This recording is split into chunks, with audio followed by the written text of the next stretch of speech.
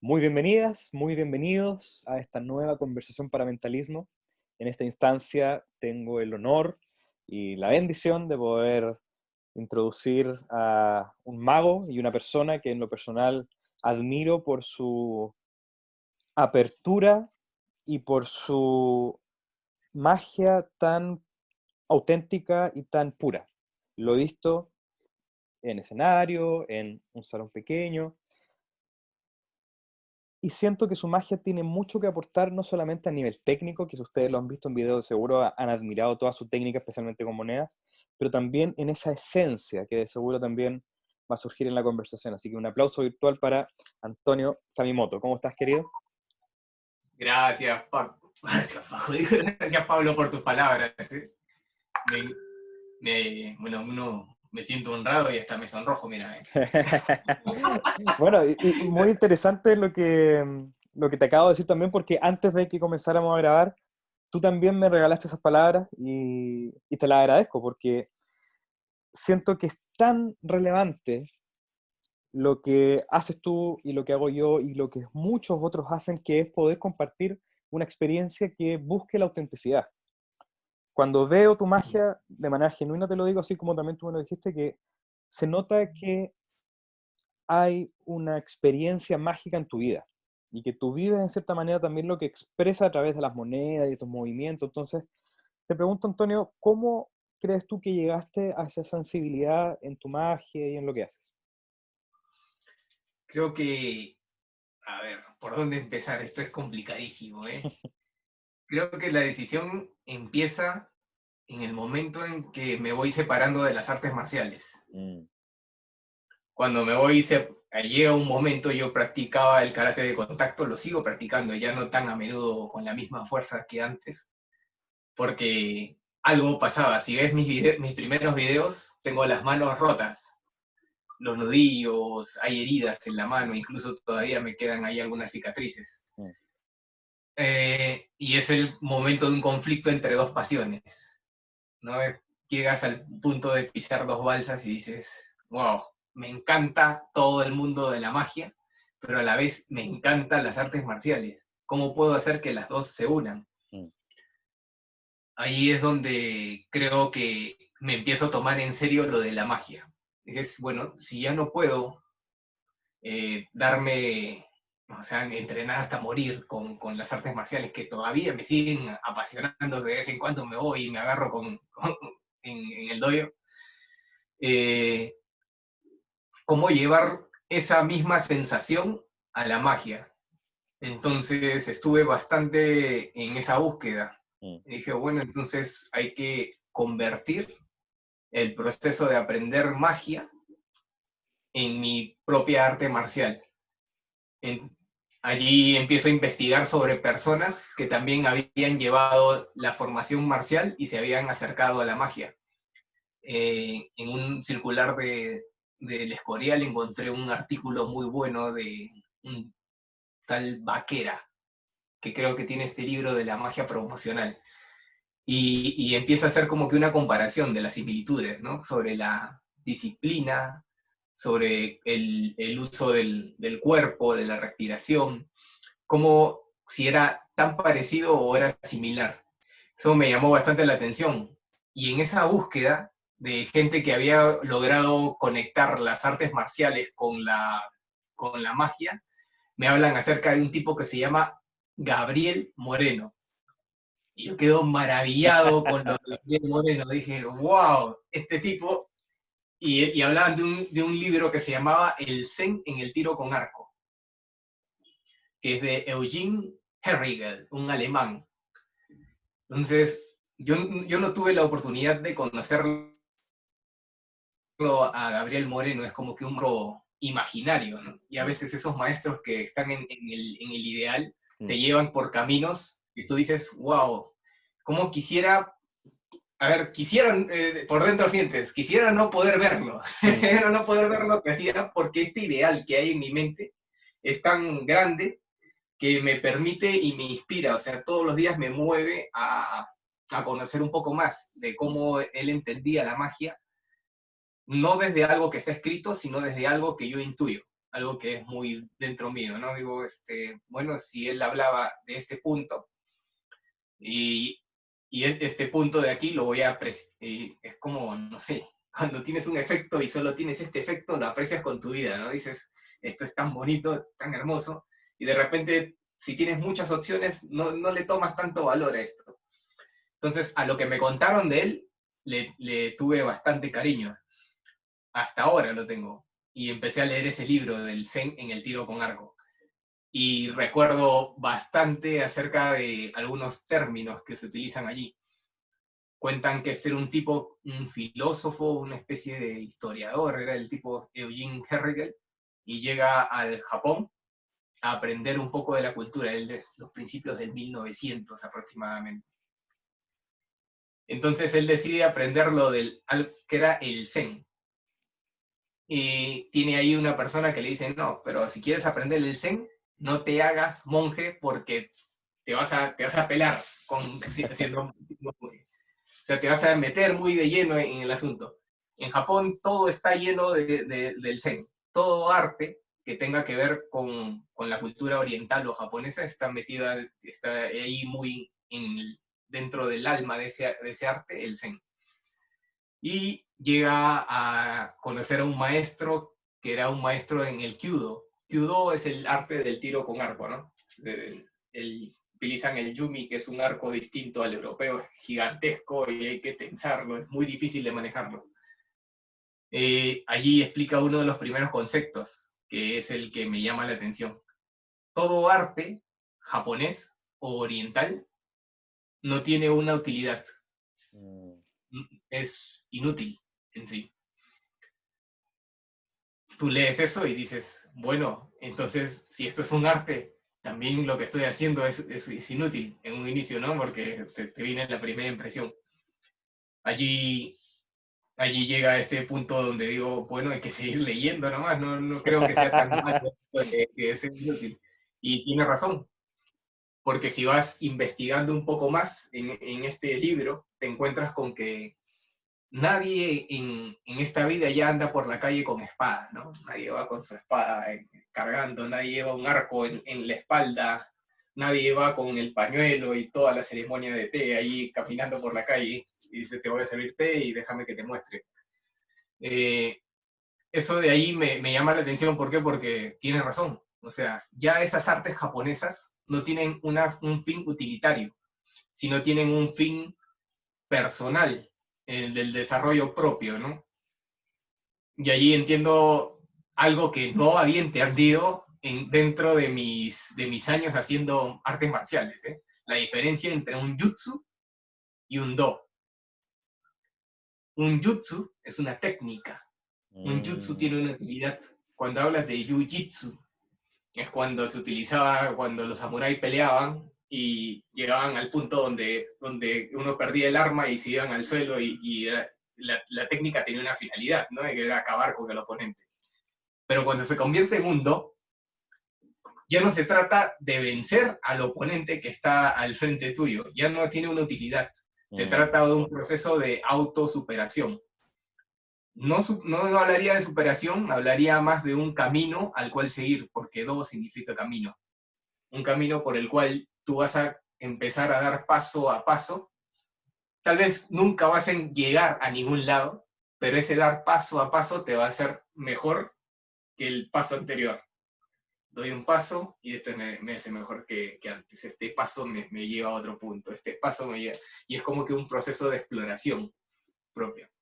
Entonces, partiendo de ese punto, dije, bueno, entonces la magia no va a ser una técnica, sino va a ser mi camino. Entonces le digo, va a ser magia do. Magia do, ¿por qué? Porque va a ser el instrumento por el cual voy a poder expresarme. Y cuando hablo esto de artes marciales, no solo es artes marciales como tal, ¿no? Hay muchos do en este tipo de artes. Está el kyudo, que es el del tiro con arco. Luego está el chado, que es el camino del té.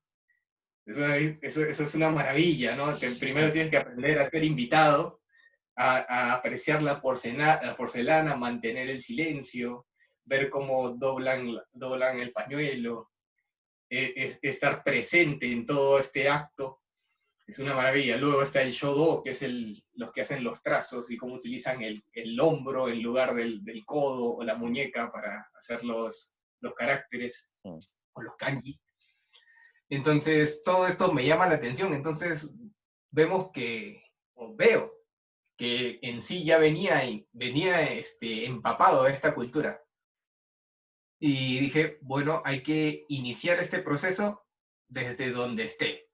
No, no, si yo investigo más, tal vez nunca lo haga, porque digo, se va a hacer muy complicado. Entonces, de donde estoy, empiezo a entender la magia de esta manera, ¿no? Como un camino de vida, un camino por el cual transitar. Entonces, siempre este concepto me queda que nunca va a ser perfecto, porque si fuéramos perfectos seríamos Dios. Siempre vamos a ser humanos y humanos imperfectos, en búsqueda de esa perfección ilusoria. Y esa perfección ilusoria es la que nos va a llevar cada vez a ser mejor que antes. Mm. Y por ahí es donde tengo esta concepción de la magia como artes marciales. Luego hay que aplicar disciplina, divido esta magiado en lo que es la parte de cuerpo, la parte de respiración y la parte de los yo, que le llamo a algunos le digo la parte espiritual, ¿no? Mm. Los yo hablo del yo uno y el yo número 2, ¿no? Hay un yo que está consciente y es el que te está hablando ahorita tratando de recordar todas esas cosas. Y hay un yo inconsciente o un yo número 2 que es el que ejecuta las cosas, el que hace que pasen las cosas. Esto lo tomo del juego interior del tenis. El autor se llama Timothy Galway. Buenísimo. El libro lo recomiendo a todo el que vea este blogspot. Y bueno, por ahí es donde empecé con los pilares de lo que denomino magia do. El cuerpo, la respiración y los yo, que es la parte del espíritu. Qué increíble, Antonio. Me inspiras a buscar el mentalismo 2, a poder entenderlo. Y sabes que esa frase que dijiste en un momento, que tomabas la magia como tu camino, me recordó una frase muy linda de Tenkai, que Tenkai decía algo muy similar. La magia no son trucos, es una forma, es a way, y también que se puede traducir en inglés como camino. Y encuentro fascinante también esa búsqueda porque desde otra óptica también lo que haces, y lo que también busco en mi mentalismo, es entenderlo no solamente como un fin, como muchas veces podemos entenderlo, sino como un lenguaje hacia. Entonces, lo que podemos lograr es trascender el fenómeno que ocurra en la experiencia de misterio, sea de magia o de mentalismo, y poder entenderlo como un camino en sí, estético y con algún tipo de mensaje comunicacional humano, para poder llegar a ese mensaje de manera mucho más expedita. Creo que lo que nosotros podemos permitir con el misterio es abrir ese espacio de posibilidad, no solamente de amplificar algún pensamiento racional, sino que, por sobre todo, creo, el poder mover de manera emocional y que también, como tú decías, implique luego otros factores que también podamos entender como espirituales, que podamos entregar una experiencia que trascienda el tiempo, algo que pueda ser una memoria hermosa de recordar, que sea una experiencia que por un momento pueda entregarte un pequeño destello de luz, quizás, que quizás en el futuro puedes recordar como algo interesante, como algo memorable, y es un lenguaje simbólico poderoso, y creo que si lo tenemos consciente, con el estudio que hagamos, y especialmente con esta forma que tú nos muestras tan linda, de poder mirar lo que se hace, llegar a experiencias mucho más impactantes en un sentido misterioso y no solamente efectista. Buenísimo. Eso que me comentas, excelente, ¿eh? Hmm. Ahí pongo un concepto que creo que a mí me vale mucho en esto. Es Magia 2, yo lo enfoco en lo que es la ejecución. Hmm. La ejecución neta, tal como está. La ejecución del efecto como tal. Pero libera al yo número 1 para poder conectar Hmm. y poder expresar a través de esta ejecución. Hmm. Entonces la conexión que siento con el espectador creo que va mucho más en este guión interno que hay. Pueden observar la relación que hay entre el mago y el elemento, y a la vez la relación que se forma entre el mago, el elemento y el espectador. Este tipo de armonía que se genera, creo que es lo que busco, ¿no? Tal vez yo esté hablando tonterías y alguien por ahí diga, estás yéndote por otro lado, ¿no? Pero bueno, es como yo vivo, ¿no? A mí me encanta hacerlo así y pensar de esta manera, y tal vez yo me creo mi mentira, pero mi mentira para mí es real. Exactamente. Se siente Y lo esto, suficientemente verdadera. ajá, y esto, yo creo en esto de la belleza de la vida interna también. La belleza de la vida interna es lo que me va a dar esa satisfacción o esa felicidad de poder performar también y que se vea volcado a la vida externa. Mm, Lo que el espectador recibe es aquella felicidad que me genera el hacer, el ejecutar esto. mm, ¿No? Y ahí tomo lo de Tommy Wonder. General Tommy Wonder hablaba esto del guión interno, ¿no? Si toda magia de calidad tiene un guión interno muy fuerte. mm, Entonces, una vez que yo tengo liberado al yo uno, no liberado, sino enfocado en donde tiene que estar, y el yo número 2 ejecutando, yo puedo crear ahora aquella conversación que hay, o sea, aquella comunicación que hay entre el elemento y el mago, ¿no? mm. Ahora sí puedo hablar acerca de esta disolución de la moneda en pequeñas partículas, y yo empiezo a observar, que es como lo que él llamaba creer en tu propia magia. Mm. Porque a veces vamos por encima del papel, ¿no? El yo número uno quiere actuar sobre eso. Entonces, y aquí ahora lo estoy desapareciendo, y aquí ahora estoy haciendo tal cosa, míralo. Y no entiende que esto también esto está comunicando, no solo para allá, ¿no? Sino aquí. Y Exacto. esto a veces es mucho más enriquecedor, aquella comunicación que surge con el elemento, que aquella que está surgiendo allá, porque el público está interesado en lo que está pasando, para Mm, luego retornar al espectador y recibir lo que él está sintiendo. mm. Das ese espacio de intimidad entre lo que pasa en el espacio mágico, en esta burbuja, y en lo que pasa en este espacio escénico con el espectador. Mm. Y en cierta Mm. manera, cuando tú haces mención a esta idea del guión interno, mm, se me aparece también esta posibilidad que tenemos de que el guión externo, si lo queremos decir así, como aquello que comunicamos de manera más literal, podemos permitir que simplemente sea una expresión natural de nuestro guión interno y que se aplique correspondencia, como es adentro, es afuera, y que al tener un guión interno completamente ensayado, completamente entendido, hasta lo que uno podría lograr es ni siquiera depender del texto, y es entrar a escena y permitir que las palabras surjan como en una conversación, pero entendiendo con claridad cuál es el guión interno y que ese guión pueda guiar toda esa posibilidad externa de verbalización o no verbalización, como tú decías, a veces cuando decimos algo arruinamos la comunicación. Por algo, Así.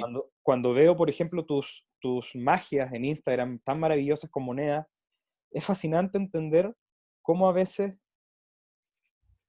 el cerrar los labios, poner una música bella o simplemente acciones comunican lo necesario y no tenemos que hablar. Y cuando hablamos, que digamos lo que tengamos que decir y no tengamos que tener otro. Teller es el mudo, ¿cierto? El que no habla. Sí, Teller. Porque Teller se dio cuenta de eso cuando comenzó su carrera. Prefiero no decir nada para no arruinar nada. Y hace actos Ujú. maravillosos de magia, porque no lo arruina diciendo algo incorrecto.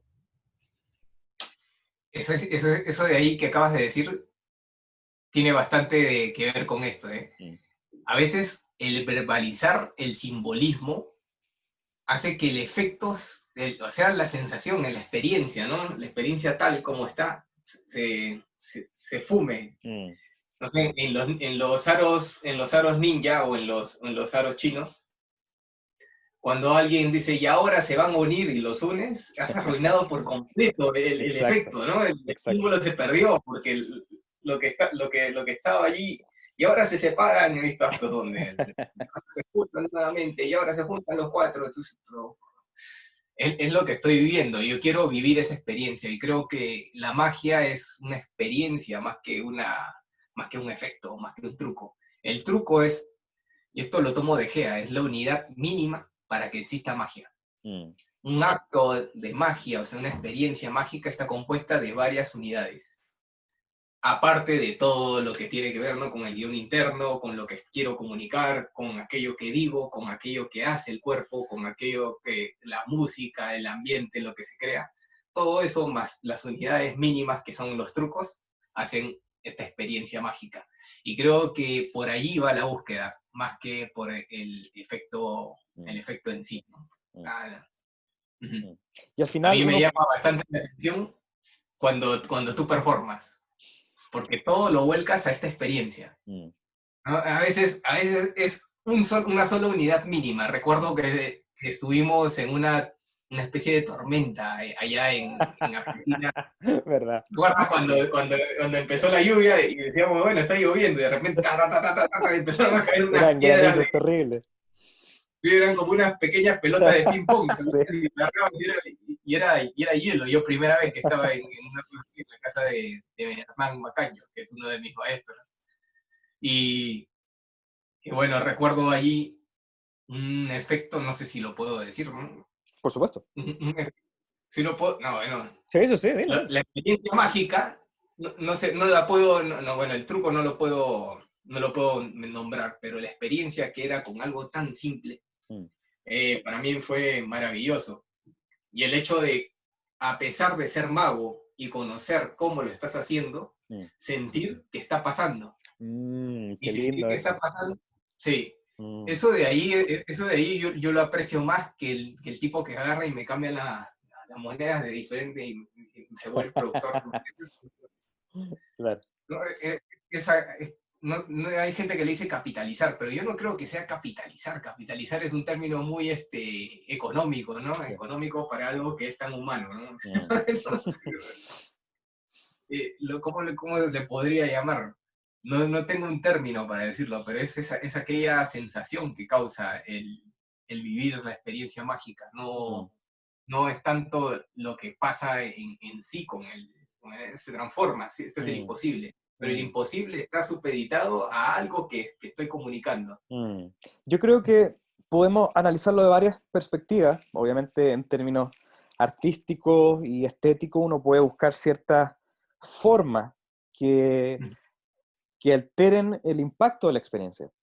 Que un participante se ubique en un lado es muy distinto a que se ubique de otro lado, o utilizar el cuerpo para algo. Entonces, claro, quizás si estamos haciendo un espectáculo y hay algún colega mago o mentalista, uno puede asumir que muchas veces la mente no va a estar concentrada de él meramente en la experiencia como para la audiencia, sino que va a querer intentar entender algo técnico. Pero yo creo que esos aspectos estéticos también son técnicos, en el sentido de que al comprenderlos como técnicos, me permito el poder desarrollarlos y me doy cuenta de que sí, se puede mejorar la voz, se puede mejorar la presencia escénica, se puede mejorar el staging para que las cosas estén en su lugar o que los participantes estén en su lugar. Entonces, la técnica de la performance en un sentido amplio no se limita solamente a lo que uno tiene que hacer como un método base, como algo que es necesario para poder llegar al fenómeno, que tampoco el Ujú. fenómeno, tampoco el fenómeno en lo personal, en cierta manera, es una meta, sino que también es un canal que me permite poder llegar a una comunicación con mi audiencia y expresar aquella idea que quiero compartirles con ese momento. Entonces, yo creo que eso se logra, Antonio, una de las razones por la que puedo observar es el darme cuenta y darnos cuenta de que podemos buscar un propósito, un significado, una belleza más humana y más auténtica de lo que hacemos, más allá de pulir y mejorar las técnicas de nuestra realidad interna, que también está muy bien, que hay que hacerlo y uno puede innovar, pero también hay que darle o más importancia a estos aspectos externos, porque la audiencia nunca va a saber cómo es que lo estamos realizando. Hay muchas formas y sabemos que hay muchos tipos de piezas de misterio en la magia o mentalismo que tienen muchos métodos. Y está muy bien, uno tiene que estudiar todos y también fortalecer esos aspectos técnicos, pero también tenemos que observar las otras técnicas, las otras formas, las otras bellezas que uno puede agregar. Por ejemplo, recuerdo una rutina tuya también que era muy linda, que utilizaba dos pequeñas estatuas, ¿te acuerdas? Y, Sí. esas estatuas tenían que ver también con lo que ocurría en el fenómeno de la magia. Entonces, son esos pequeños detalles, esas pequeñas formas que uno puede mirar un poco más allá en su realidad y decir, ah, mira, aquí puedo quizás utilizar este lápiz que me regaló mi abuelo y que del lápiz que me regaló mi abuelo quizás aparece una moneda antigua porque es de mi abuelo y de ahí, etcétera. Entonces, agregarle pequeños detalles que enriquecen ambas realidades, la de la audiencia y de la experiencia de la performance y también la de nosotros, en su creatividad y en su expresividad. Ujú. Eso es lo que yo llamo prepararte un buen café. Mm. Prepararte un buen café, o sea, es aquel café que tú agarras y lo mueles, lo tuestas, lo tratas con cariño para que aquel filtro, esta cosita que es la tacita del espresso, te lo tomes y te lo tomas con gusto, porque Mm. sabes que está muy bien hecho. Mm. Y creo que el espectador a veces recibe ese filtrado de cuando tú performas. Ese Mm. filtradito es como que no entiende toda la complejidad que ha sido, no sé, conseguir tal café, hacer el mucílago, la fermentación, Mm. pasar por el proceso de tostado, que esté tostado de tal manera, que esté molido de tal manera para buscar la medida exacta, que no se pase de acidez, que no se pase de amargura Mm. y llegue a esa tacita de café. Tal vez no todos entiendan la tacita de café, pero van a saber que es de calidad. Y eso creo que es el punto al cual el artista debe apuntar, ¿no? Ese expreso. No, no el café de Starbucks, ¿no? El café de Starbucks que te sirve. ¿Quieres en grande o venti? ¿No? Entonces tiene que ir por algo más grande, ¿no? Y ahora parezco, no sé, una manzana, de una papaya, de luego tengo que parecer un elefante. ¿Por Mm. qué? Porque siempre estoy buscando eso, ya no es una búsqueda mía, sino es una búsqueda de impresionar simplemente al espectador, complacerlo, ¿no? Tommy Wonder menciona esto del amo o el esclavo, ¿no? ¿Tú eres esclavo de tu audiencia o eres el amo en la presentación? Entonces, por ahí creo que también tenemos una similitud en este camino. Algo que siento que vamos caminando por las mismas sendas. Mm.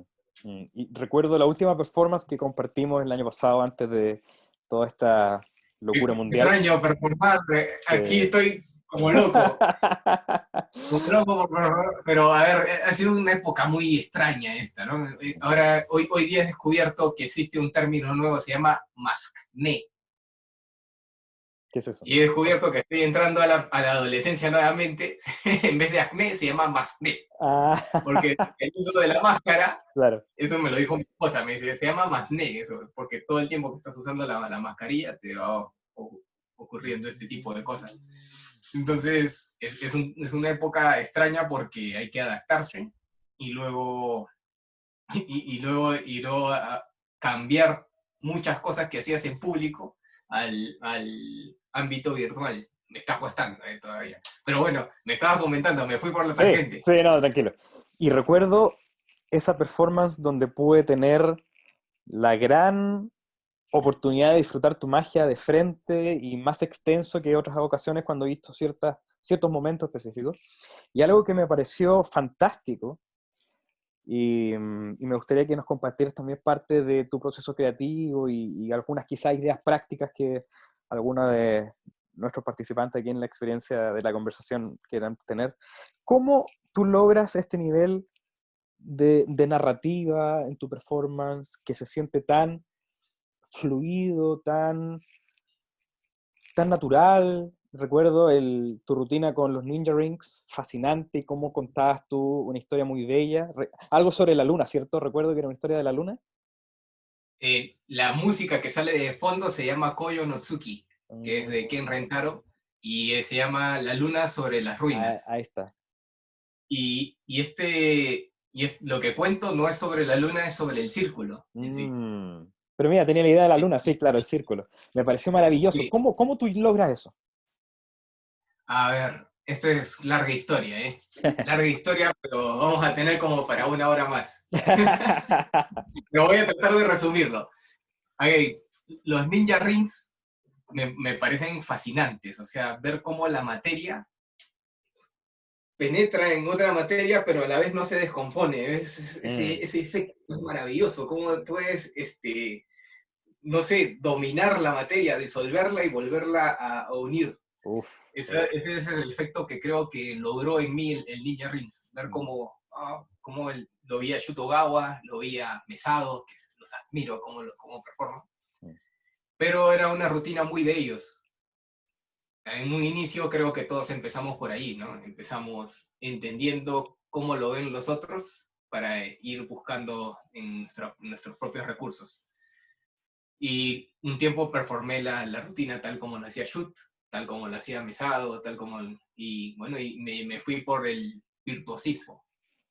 El virtuosismo, ¿no? Esto de lanzar las cosas, hacer esto, que en sí disfruté ese camino, o sea, ¿para qué mentir, no? Disfruté también el virtuosismo, ¿por qué?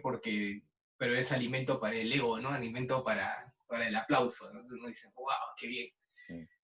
Pero al mismo tiempo, en todo este proceso, hace 2 años me puse a escribir unos pequeños cuentos. Le estaba poniendo geometría para la vida. Y uno de los cuentos, inspirado en, no sé si estaba leyendo los cuentos del inframundo de Jodorowsky, del intramundo. Y nace esta idea, ¿no? El círculo empezó a entender la vida cuando dejó de buscarse los lados. Y esa es la frase que utilizo al inicio. Este era el cuento del círculo. Solo cuando dejó de buscarse los lados empezó a entender la vida. Y ahí es donde muestro el Ninja Ring. Luego, a partir de eso, fue saliendo el resto. Cuando empieza a abrir el universo mágico, el momento. Allí empezó a entender la vida cuando dejó de buscarse los lados. Entendió que la vida se trata del equilibrio. Y en el equilibrio es donde habita la verdadera magia. Y ahí ese es el inicio donde empiezo a hablar acerca de otro universo, un mundo paralelo. No soy mucho a mí me gustaría ingresar a este mundo donde empiezan con el juego y la trampa y van llevándolo a este universo mágico. Yo soy de entrar y crear la atmósfera directamente, porque no me gusta, no me gusta barajar aquello que quiero contarles. Aunque es interesante. Entonces, si lograste ver la performance, no salgo directamente a escena, salgo de atrás, camino, y lo primero que busco en escena es esto del sincronizar con el público. Y es observar, suena la música de fondo y se crea el ambiente, ¿no? Y ves a un tipo oriental parado frente a todos sin hacer nada y te mira a los ojos. Entonces, en ese punto yo quiero que 2 preguntas se vayan apagando. La primera es, yo lo estoy viendo, ¿quién es este tipo, el que está al frente? Porque ya se empiezan a crear historias, ¿no? Puede ser tal cosa. Y la otra es, yo lo estoy viendo, ¿él me estará viendo a mí? Entonces ahí es donde yo espero cerca de 2 a 3 minutos de conectar con cada uno, sin hacer nada, para luego mostrar el círculo e iniciar con el cuento, ¿no? Y la primera frase que digo es, existe un mundo paralelo, un mundo donde la magia es parte del día a día, un mundo donde las formas tienen vida. En ese mismo mundo cuentan que el círculo empezó a entender la vida cuando dejó de buscarse los lados. Y es porque entendió que la vida se trata del equilibrio, y es en ese equilibrio donde habita la verdadera magia. Y ahora voy al punto y digo, hay solo un punto donde convergen ambos mundos. A ese punto lo llamaron de diversas formas. Ese punto hace que la materia, y ahí es donde pasa el primer enganche, ¿no?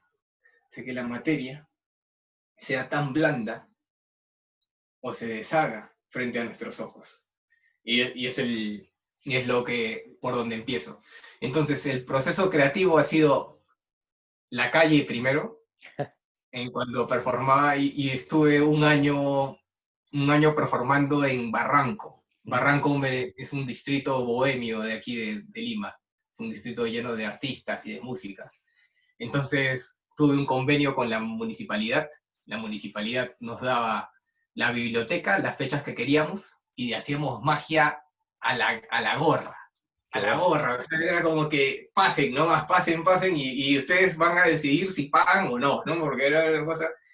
Y probamos de todo en esa época, ha sido Muy bueno. maravillosa. En el equipo Inti, que es de Colombia, estaba Corey, estaba Vinker, se unió Fernando de Venezuela, ¿no? Y teníamos un equipazo, Dominic, el chiquito que ganó ahora en Cali, y probábamos todo, todo ahí. Y creo que el contacto con el público es el que te da ese tacto de entender qué es lo que le está gustando. Cómo darle claridad a aquello que está pasando también. No ha sido un proceso en el que yo decidí, ahora uno, ahora quito, ahora hago tal cosa, sino es que ibas haciendo y ibas probando, ¿no? Ahora lo hago mucho más rápido, ahora lo hago mucho más lento y observar al espectador, ¿no? Muchas veces el mago está muy metido también en su efecto, pero hay un retorno, o sea, hay una comunicación aquí, pero hay una comunicación allá. Si tú le das la intimidad requerida o necesaria, ves las reacciones, ¿no? Y a los niños era genial, ¿no? El niño no entiende que estoy hablando, pero está... Claro, maravilloso. Claro, eso es lo rico, ¿no? El adulto está, qué bonito lo que... Sí, claro. Se juntó, pero el niño está, ya lo juntó. Creo que hay algunos videos ahí en el Instagram cuando lo hago en calle. Y la calle nos enseñó cómo generar el interés. Lo hacíamos en la plaza municipal, nos daban la plaza los domingos y los sábados nos daban la biblioteca, cuando la pedíamos la biblioteca, pero los domingos era fijo. Hacíamos en la plaza y hacíamos debajo del puente, teníamos una mesa, y esta mesa exactamente es esta, era. Y hacíamos close-up, todo magia de close-up, debajo del puente, ¿no? Entonces tenías a la gente que veía que debajo había unos magos y por Claro. ahí poníamos a hacer. Entonces el proceso creativo ha sido en gran parte la experiencia de estar en contacto con el público y entender uno, no tanto qué le gusta, sino es lo que me gusta a mí, qué tanto ellos lo van a recibir de esa manera, qué tanto se va a entender aquello que me gusta demasiado, mostrar, hacer. Y por otro lado está qué es lo que quiero comunicar con el acto.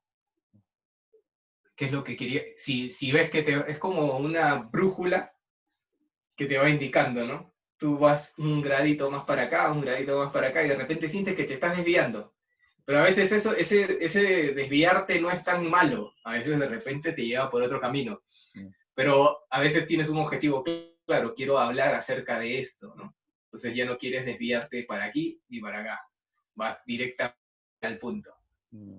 Y otra cosa que nos dio el performar en plaza y en la biblioteca, creo que fue el hecho de hacer lo que nos gustaba en realidad y hacer que eso que te gusta tanto tenga tanta experiencia que empiece a gustarle a la gente que pasa por allí, ¿no? Alguien que está caminando en la plaza no es que ha pagado una entrada. Alguien no ha dicho, bueno, he pagado para ver al mago, no me importa si es bueno o es malo, yo tengo que estar allí. No, tú tenías que captar su atención, atraerlo y dejarlo allí, ¿no? Empezamos a probar con lo de la promesa, con esto, pero al final decidimos que sea tu propio acto de magia el que hable, y esto lo tomo de Javi. Javi me dice, deja que tu magia hable por ti, ¿no? Que tu propio acto sea tan fuerte que cuando la gente pase diga, quiero verlo a él, y no se sienta decir, mira, que ya está el bus cerca, o tengo que ir a comer con tal persona, que sea un momento especial. Claro, claro. Y que la primera magia de todo mago sea ese encantamiento. A veces pensamos, ya, ¿cuál va a ser mi opener? Es cierta cosa. Y siempre cuando conversamos con distintos colegas del mentalismo, lo que les comento es que tu opener y tu closer siempre seas tú mismo. Nunca pensemos que vamos a abrir con la carta ambiciosa o con la aparición de botella porque ando con la botella. Es entender que lo que tú también decías, Antonio, esa conexión, ese momento de realmente vivir esa experiencia en donde los invito y que, también como te decía Javi, que no haya nada más que hacer que simplemente ser el medio por el cual el lenguaje de la magia, en tu caso, en mi caso el mentalismo, que ese lenguaje hable y que todo esa energía de misterio que inherentemente tenemos también se exprese y que sea parte de esa posibilidad magnética. Y que, como tú decías, ni siquiera haya que decir, oigan, un show acá. No, simplemente que a nivel humano y energético, incluso si uno quisiese entenderlo de esa manera, haya magnetismo. Ujú. Y ese proceso es doloroso, ¿eh? Es doloroso. Es que en el proceso de experimentar, creo que está la delicia. O sea, uno es hacerse amigo del fracaso. Mm. Que uno se fracasa. Yo recuerdo muchas experiencias fallidas, ¿no? Incluso que se me ha caído el aro en medio de Pero a ver, eso te da ese sentido de alerta, ese sentido de estar atento en todo tiempo, Mm. de estar allí. Mm. No estar mucho más adelante ni mucho más atrás, ¿no? Estar allí en el momento disfrutando de lo que estás haciendo. Mm. Que, que bueno, Mm. que yo Así- recuerdo, sí hemos tenido unos fallos, pero también espantosos, ¿eh? sí, sí. Espantoso pero eso de Dis- ahí nos ha curtido. dicen que una persona exitosa es aquella que sabe camuflar su fracaso. Y claro, como tú decías, en mi vida y en mi experiencia personal, es difícil, como tú dices, muy doloroso, pero es un proceso en el cual también uno aprende de que en términos literales no hay fracaso y tampoco hay triunfo, es simplemente experiencia. Entonces, no es ni siquiera pegarse solamente a esa posibilidad de fracaso, sino que ni siquiera pegarse al éxito, es hacer las cosas lo mejor posible nomás. Y que lo externo, si te lo titula como éxito, bien, gracias. Y si lo titula como fracaso, puede ser y veré en qué aprendo, pero todo es aprendizaje.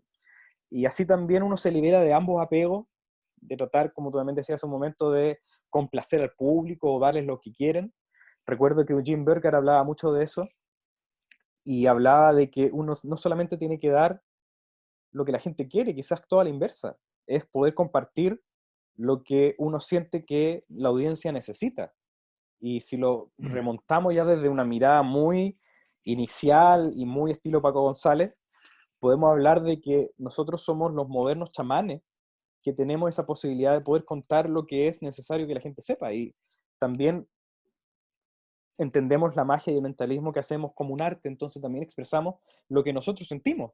Pero creo que también tenemos esa dimensión de posibilidad de decir las cosas que hay que decir, porque a nivel social, de ciudad, o de país, o de mundo, hay ciertas cosas que tenemos que decir. Y nosotros también tenemos esos lenguajes para poder metaforizar todas esas ideas que son a veces tan complejas. Te fijas todo lo que tú haces con el círculo. Hablar de la simbología del círculo es algo que puede tomar años y vidas. Pero tú pudiste tomar el Ninja Ring y aplicar el lenguaje de la magia para poder comunicar esa idea que quizás a tu audiencia no podría haber entendido sin esa metáfora. No hubiese entendido cuál es la relevancia de eso ya, un círculo y. Pero en cierta manera lo que tú hiciste como mago es manifestar el círculo y está acá. Y se ve, y todas las metáforas que tú estás implicando se observan a través del acto mágico que está pasando. Acabas de tocar un tema que también en este momento es un cuestionamiento grande, ¿eh? Me acuerdo de cuando tú me hablaste de la primera carta del tarot y has hablado del chamán, del mago, que como es arriba es abajo y los elementos, y recuerdo que estábamos en esta conferencia, workshop de Delfos, impresionante. La Sí. que más me acuerdo es la primera carta. La primera carta es la primera que me acuerdo y porque es la que más te detuviste a hablar. Mm. Esto del chamán y, y del mago, y hablando del chamán moderno, como habla el gran Paco González, eh, lo estuve experimentando cuando he estado en contacto con otro tipo de artistas, como son los payasos, los clowns. Mm. Y es la manera en cómo resolvemos las cosas. Mm. Estuvimos llevando un taller que mañana es el estreno de títeres corporales. Virtual, todo virtual. Y hay un payaso famoso aquí de Perú, se llama Plumerito DiCaprio. Y le digo, bueno, mi proceso para crear este acto ha sido lo siguiente. Primero dije, quiero lograr tal cosa, y luego ya me las apaño y voy buscando el método. Voy buscando porque esto es lo que quiero lograr. Y eso es, y creo que ahí estoy pensando como mago. Y me dice, mira qué interesante, me dice. Porque el clown va a lo contrario. El clown va desde la vulnerabilidad, ¿no? Va desde que, a ver, por decir, el mago viene desde el poder y la sabiduría, que obtiene a través de la sabiduría, y el clown va al revés, ¿no? Quiere lograr algo, pero le falta un infortunio y ahora tiene que apañárselas con esto y tal vez nunca logre lo que piensa o lo que quiere lograr. Y me puso a entender esto de, incluso a cuestionarme sobre los magos clown o los magos que mezclan la comedia con el otro tipo de arte, ¿no? Entonces ya no, sería como que una caricatura de lo que es un mago, de lo que es un chamán, de lo que es el mago que aparece en el tarot. Sería como que la caricatura de eso, ¿no? Cuando haces el otro tipo de magia. Pero a la vez también generaría humor, porque según la teoría del humor estás atacando una figura que es muy rígida, ¿no? El mago que es todo, es poderoso, que tiene la varita, entonces también genera comedia. Pero ¿qué tanto sería magia eso, no? ¿Qué tanto sería de mágico en cuanto a experiencias? Pero son distintas aproximaciones. Me puse a pensar en eso y ahorita que lo mencionaste, disculpa que lo abra aquí, ¿eh? No, para nada, no hay ninguna disculpa. Y sabes qué, cuando me hablaba esta idea del payaso, me recordé del arcano que está al lado del uno, que es el mago, el cero, que es el loco. Ajá. Y pasa algo muy interesante porque el arquetipo junguiano del trickster, o sea, del prestidigitador, lo traducen algunos, o el truquero, que también se puede entender así, o el arlequín, dentro del tarot se pueden observar tanto en el loco como en el mago. Y es muy interesante también que en otros tipos de tarot de Marsella, el mago que aparece con la correspondencia, como decías tú, en el tarot que estábamos estudiando en ese workshop, en otros tarot se le llama el batuleur. Y eso es básicamente el prestidigitador.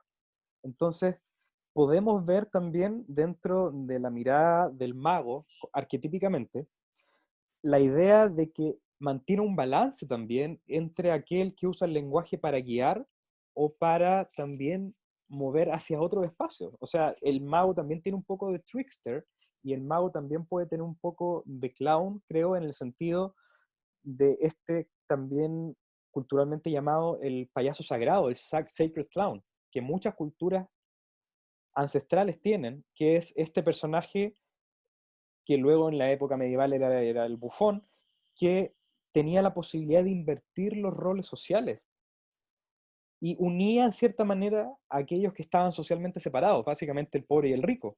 El bufón era aquel que se podía burlar de la realeza y podía en cierta manera hacer el acto de Robin Hood, ser el justiciero y el que cambiaba esas dualidades.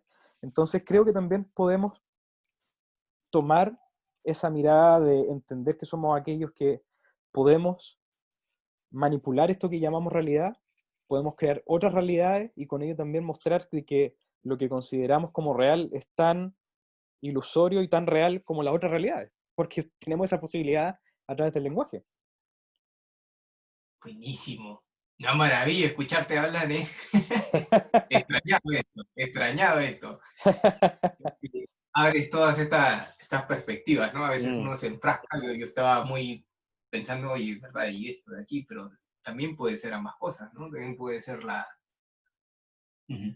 La dialéctica de esas posibilidades de darse cuenta de que uno tiene que utilizar los lenguajes que uno posee y el lenguaje en sí no tiene un factor moral de bueno o malo. Obviamente sabemos que los artistas, los poetas, entre nosotros los performers, utilizamos el lenguaje para poder construir, para poder mover el arte, la belleza, la cultura, pero también hay otros tipos de personas que también utilizan el lenguaje para engañar, estafar.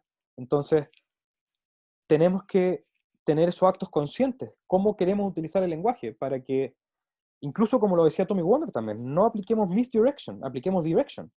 Y que no solamente nos preocupemos de qué es lo que queremos que no se vea, sino que qué es lo que queremos que se vea.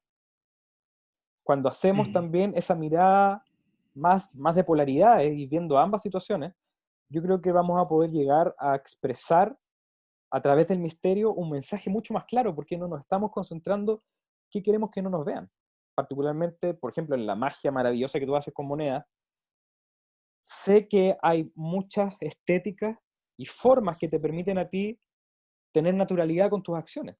Y creo que también uno de los puntos muy lindos de tu magia es que aplicas eso, es que no solamente actúas para que la mirada de tu participante o de tu audiencia en Instagram, por ejemplo, vea algo que tú no quieres que vean, sino que tú también sabes qué quieres que vean, cómo ven que la moneda está acá, cómo la traspasa, etcétera. Entonces, esa conciencia de la percepción y qué le estamos entregando a la audiencia. Al final, esa experiencia tiene que ser interesante, bella, mágica, y que toda la acción que uno haga para poder lograr eso se sienta natural.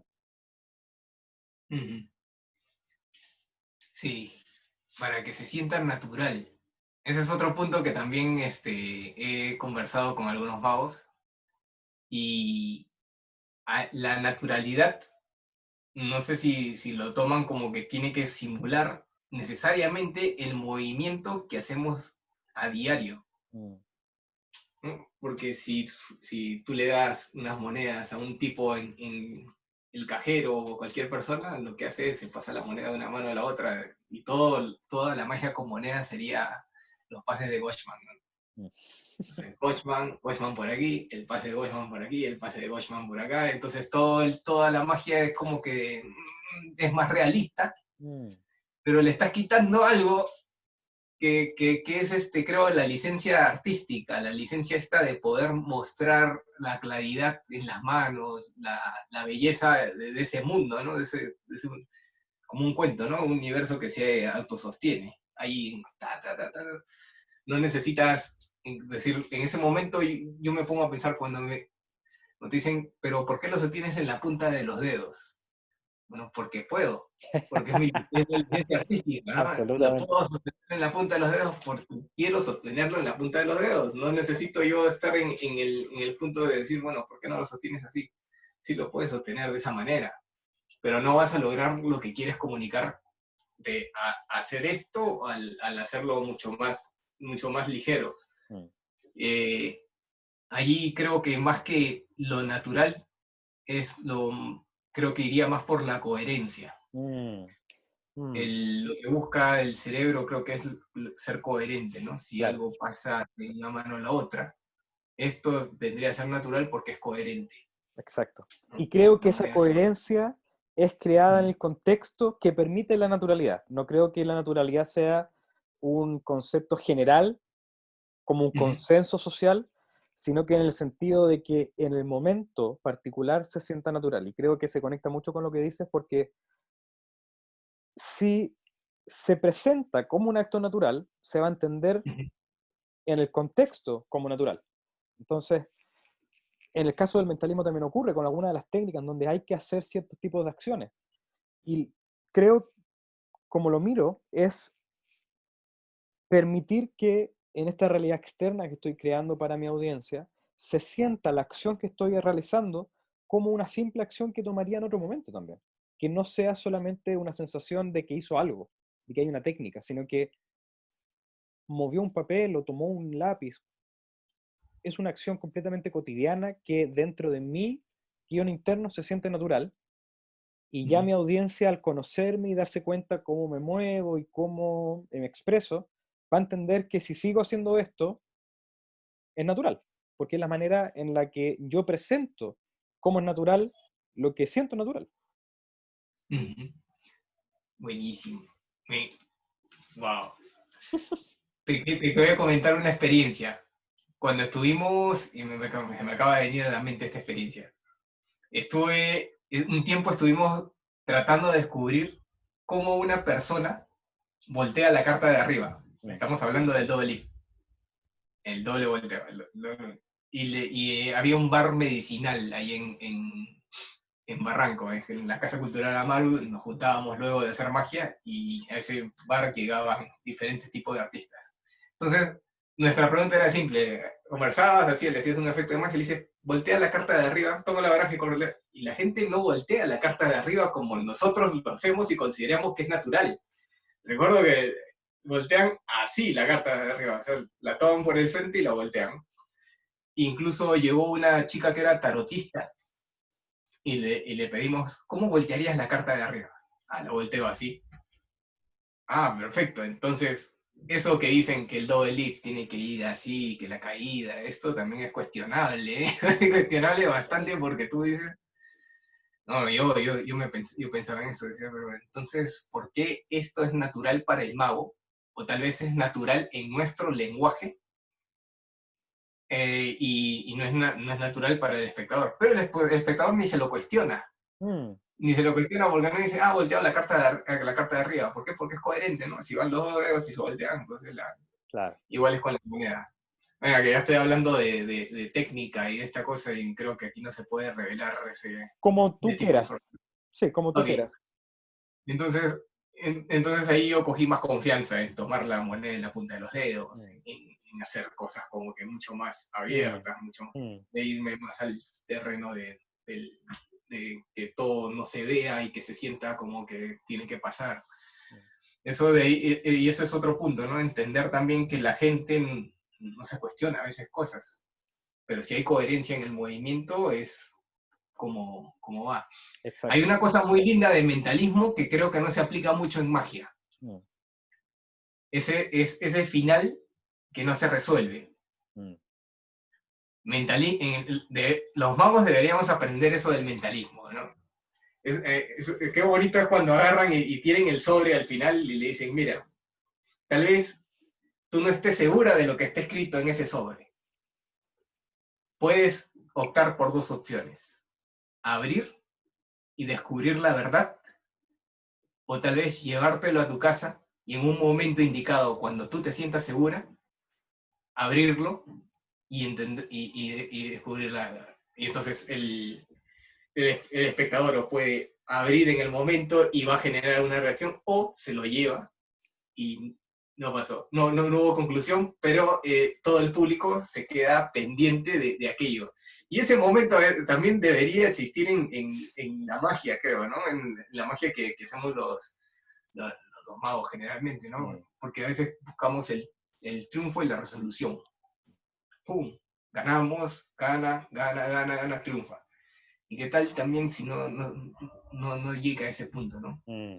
Claro, ahí Sí, uno puede cuestionar muchas estructuras teatrales dramáticas, especialmente, como bien decías tú, a veces lo que ocurre en el mentalismo es que tenemos también otras escuelas de pensamiento, otras influencias a veces, y de manera temporal el mentalismo es mucho más moderno que la magia también, dentro de sus estudios más académicos y de cuerpo de estudio. Entonces, lo que ocurre, por lo menos en el caso de mi círculo cercano y de mi trabajo creativo, es que tenemos también cierta apertura quizás a otros temas y quizás hasta podemos, por la misma exploración de la temática inherentemente que es la mente humana, podemos también entender otras formas. Por ejemplo, las estructuras dramáticas que te comentaba.